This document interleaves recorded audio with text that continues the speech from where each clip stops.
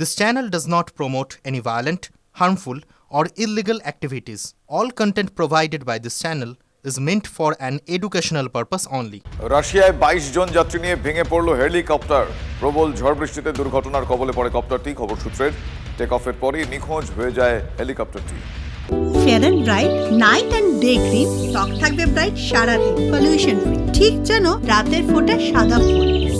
সারাদিন happy bright skin. বন্ধ প্রত্যাহার হলেও সরকারি বাসে ভাঙচুর চালিয়ে আগুন লাগানোর অভিযোগ। দক্ষিণ দিনাজপুরের পর্তিপাড়ার বালুরঘাট থেকে কালনাগামী বাসে আগুন লাগানোর অভিযোগ বন্ধ সমর্থকদের। বংশিয়ারি আদিবাসী নাবালিকাকে ধর্ষণ করে খুনের চেষ্টার অভিযোগ। প্রতিবাদে সোমবার 12 ঘন্টা দক্ষিণ দিনাজপুর বন্ধের ডাক দেন আদিবাসীরা। আমি ইন ডিটেল জানবো আমার সহকর্মী রূপকের কাছ থেকে। রূপক, আর কি জানা যাচ্ছে? আজকে 12 ঘন্টার বন্ধের ডাক দিয়েছিল আগেই আদিবাসী সমাজের পক্ষ থেকে। যে আদিবাসীদের এক নাবালিকা গত কয়েকদিন আগে বংশিয়ারিতে তাকে ধর্ষণ করে খুনের চেষ্টার অভিযোগ ওঠে। সেই ঘটনার প্রতিবাদে কিন্তু আজকে 12 ঘন্টা দক্ষিণ দিনাজপুর বন্ধের ডাক দিয়েছিল। কিন্তু গতকাল বিকেলে জেলা পুলিশ প্রশাসনের সঙ্গে কথা বলার পর তারা সেই বন্ধ প্রত্যাহার করে নেয়। তো তারপরও আজ সকালে বংশিয়ারি থানা এলাকার দৌলতপুর পট্টিপাড়া এলাকায় একটি কালনাগামী সরকারি বাসে আগুন লাগিয়ে দেওয়ার অভিযোগ ওঠে এবং ভাঙচুর করার অভিযোগ ওঠে কিন্তু আদিবাসীদের বিরুদ্ধে। এইখানে খবর পেয়ে কিন্তু বিশাল পুলিশ বাহিনী পৌঁছায় কমব্যাট ফোর্স। সেখানকার যারা যাত্রী ছিল তারা কিন্তু ভয়ে কিন্তু সেখান থেকে বাস থেকে নামিয়ে পড়ে। তারপর আগুনের খবর পেয়ে কিন্তু সেখানে দমকলের একটি ইঞ্জিন দেয়। তারপর দমকল কর্মীরা সেই আগুন নিভিয়ে দেয়। তবে এই এলাকায় কিন্তু বালুরঘাটে এখন পর্যন্ত বন্ধের সেভাবে কোনো প্রভাব নেই। তবে বংশিয়ারি এলাকায় যেখানে এই ঘটনা ঘটেছে ওই এলাকায় কিন্তু বন্ধের কিছুটা প্রভাব লক্ষ্য করা গেছে। সকাল থেকে যেহেতু বাসে আগুন লাগানোর ঘটনা ঘটেছে তারপর থেকে বেসরকারি বাস এবং সরকারি বাস চলাচলের সংখ্যা অনেকটাই কম। তবে দোকানপাট খুলেছে। ওই এলাকায় বাসটি নজরদারি চালাচ্ছে পুলিশ।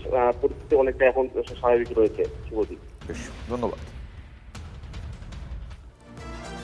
শাসক থেকে বিরোধী শিবির, নারী নির্যাতন নিয়ে অনেকে অনেক কথাই বলছেন, কিন্তু নারীরা তারা আদৌ কি নিরাপত্তা পাচ্ছেন?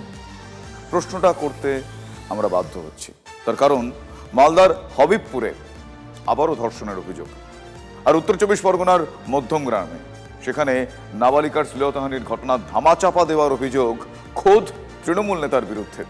জানিয়ে তুলকালাম হয়ে ওঠে এলাকা। দেখুন, মাঝে মাত্র 48 ঘন্টা তফাৎ, তার মধ্যেই একই এলাকায় ফের ধর্ষণের অভিযোগ।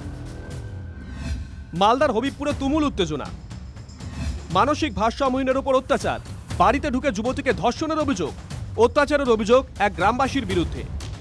ঘরের মধ্যে শুয়েছিল, শুয়ে থেকে তখন এই বুড়া দেখছি এখন বাড়িতে কেউ নাই।